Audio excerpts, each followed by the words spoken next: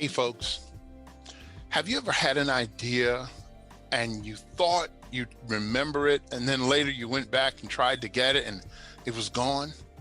Have you ever been inspired by something and you were sure you would be able to recall it later, but just couldn't get back to that space?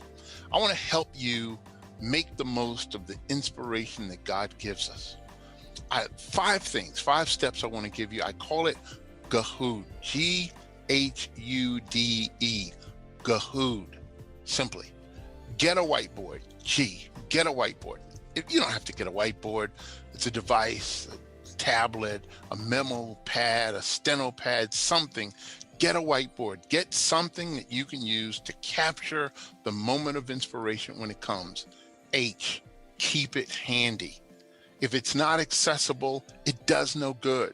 It's got to be nearby, handy, easy to get to, sleep with a pad by the bed.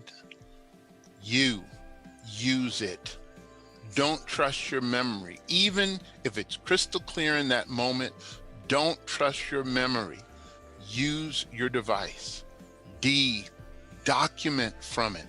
When you get it on your device, save it to a file. If you've got it on a whiteboard like I do, I take out my phone and I take a picture of it, and then I take that picture and I send it to a file so that I can use it to start building and praying and seeking the Lord with regard to whether or not I'm going to bring that to fruition and how. And after you get a whiteboard, keep it handy, use it, document from it.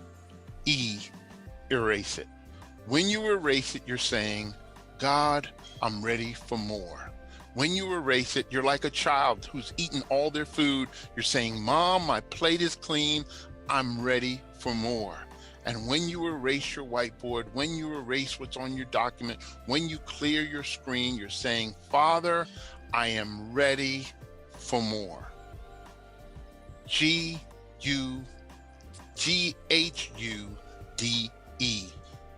Gahood. I want to help you make the most of the inspiration God gives.